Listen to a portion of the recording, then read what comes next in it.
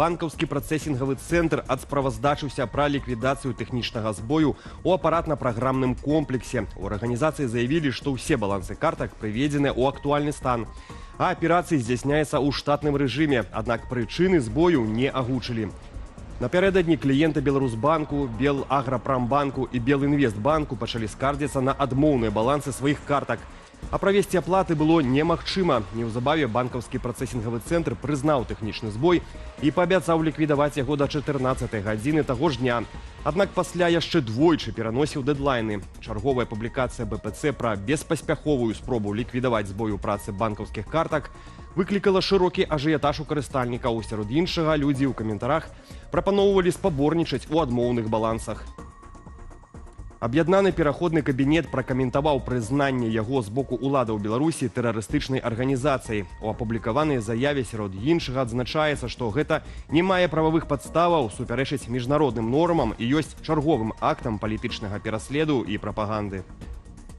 Аб'яўленне кабінету тэрарыстычнай арганізацыі – гэта спроба запалохвання ўсіх грамадзян, якія падтрымліваюць змаганне за свабоду. Гэта паказчык страху нелегітымнага рэжыму перад альтэрнатыўнымі інстытутамі беларускай супольнасці. Гэта працяг лініі эскалацыі грамадска-палітычнага канфлікту і паглыблення ўзроўню грамадскага супрацьстаяння. Мы працягнем сваю дзейнасць па ахове суверэнітэту і незалежнасці Беларусі, па абароне нацыянальных інтарэсаў.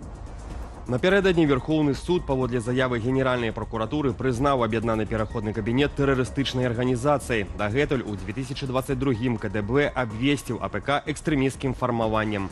Гэта адбылося менш чым праз месяц пасля стварэння структуры Святланы Ціханаўскай.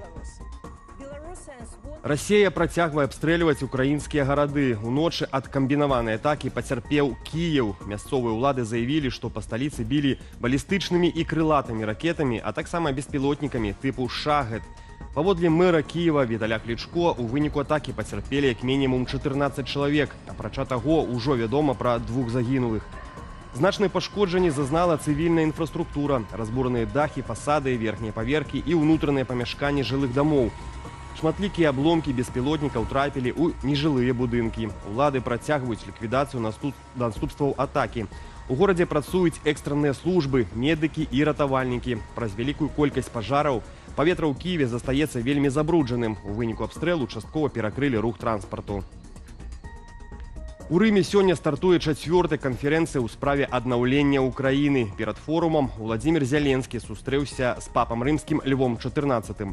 Пантыфік выказаў сваю гатоўнасць прыняць прадстаўнікоў Расіі і Украіны для мірных перамоваў у Ватыкане.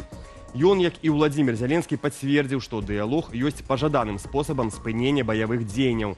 Яны таксама абмеркавалі вяртанне ўкраінскіх дзяцей, якіх Расія незаконна вывезла падчас вайны з акупаваных тэрыторыяў. Аднак Ватыкан не раскрывае падрабязнасцяў пра свае намаганні ў гэтай справе. Пазней Зяленскі напісаў у сваім тэлеграме, што запрасіў Льва XIV наведаць Украіну. Сілавікі раскрылі злачынную схему закупу лекавых сродкаў рэспубліканскага маштабу. У ліку фігурантаў працаўніца Міністэрства аховы здароўя. Паводле Міністэрства ўнутраных справаў, чыноўніца разам з саўдзельнікамі некалькі гадоў забяспечвала адной з замежных кампаняў магчымасць прадаваць у Беларусь розныя медпрэпараты. Сілавікі сцвярджаюць, што размова ідзе пра мільённыя кантракты. Удзячныя бізнэсоўцы дзякавалі за лабіяванне сваіх інтарэсаў, у тым ліку грашыма і сямейнымі турамі за мяжу. Во время очередной конфиденциальной встречи подозреваемая получила от коммерсанта свыше $7000, после чего была задержана оперативниками ГУБОПК. Следственным комитетом возбуждено уголовное дело за получение взятки в крупном размере. Фигурантка водворена в СИЗО, дает признательные показания. Бізнесовец Александр Машэнскі ў нацыянальным санкцыйным спісе Польшчы. Сярод іншага, яму забаронена мець рахунак у краіне, весці бізнес і ўдзельнічаць у дзяржаўных тэндарах. Да таго ж Варшава прызнала уладальніка групы кампаніяў «Санта» непажаданай асобай. У аргументацыі пастановы, апублікаванай на сайце ўраду, адзначана, што Машэнскі мае цесныя асабістыя, палітычныя і эканамічныя сувязі з Лукашэнкам, а таксама ўскосна падтрымлівае расійскую агрэсію ва ўкраіне. Аднак у бізнесоўца ёсць 30 дзён на абскарджанне. Паводле тэлеканалу ТВН-24, Машэнскі атрымаў дазвол на перабыванне ў Польшчы 4 гады таму і з таго часу вольна перамяшчаўся паміж 2 краінамі. Аднак ягоную дзейнасцю ў Польшчы зацікавілася нацыянальная падатковая адміністрацыя гэтай краіны. У Беларусі працягваюць аднаўляць электразабеспячэнне больш як у 60 населеных пунктах. Такія звесткі станам на 6 гадзіну раніцы прыводзіць Міністэрства энергетыкі. Навальніца і шквалісты вецер, што прайшлі па краіне, прывялі да адключэнняў у асноўным на Віцебшчыне і Магілёўшчыне. У выніку праходжання навальнічнага фронту ў гарадоцкім раёне пашкоджаныя 29 будынкаў. У вёсцы Вярхі гарадоцкага раёну парывамі ветру да 23 метраў за секунду сарвала дахі прыватных дамоў і 2 крамаў.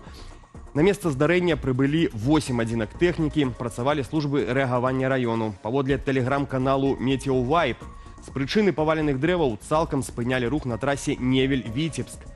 Міністэрства надзвычайных сітуацыяў паведаміла, што пацярпелых ад непагадзі няма, а сітуацыя пад кантролем. Небяспечнае надвор'е захаваецца ў краіне і сёння. Белгідрамет абвесціў аранжавы ўзровень небяспекі. Паводле прагнозу, некаторую тэрыторыю краіны чакае ўвесь спектр непагадзі. На большай частцы краіны чакаюцца навальніцы, месцамі моцныя залевы і шквалістае ўзмацненне ветру. Парывы будуць дасягаць 20 метраў за секунду. На ўсходзе Беларусі максімальная тэмпература паветра складзе 34 градусы. У Міністэрстве надзвычайных сітуацыяў рэкамендуюць пакідаць аўты ўдалечыні ад дрэваў і няўстойлівых канструкцыяў, а самім па магчымасці не выходзіць з дому ды трымацца далей ад вокнаў. Святлана Ціхановская заклікае Трампа не ўзнагароджваць Лукашэнку за вызваленне палітвязняў, але пры гэтым кажа пра гатовасць да перамоваў. Як гэта сумясціць, наш калега Алесь Наваборскі на сайце Белсату збіраў думкі палітыкаў на гэты конт. Дарацца Святланы Ціхановскай Франак Вячорка тлумачыць, ціск і дыпламатыя мусяць існаваць разам, каб быў сэнс размаўляць і каб не саступіць дарма. Крытыкі ж кажуць пра крывадушнасць і рызыку правалу магчымасцяў. Паліталагіня Аліна Харысава мяркуе, дыялог магчымы толькі праз міжнародных пасярэднікаў і толькі з мэтаю спынення рэпрэсіяў ды вызвалення ўсіх палітвязняў. Аднак легітымацыя Лукашэнкі – чырвоная рыса. Ці магчымы нацыянальны дыялог? Чытайце аналіз Алеся Наваборскага на belsat.lu.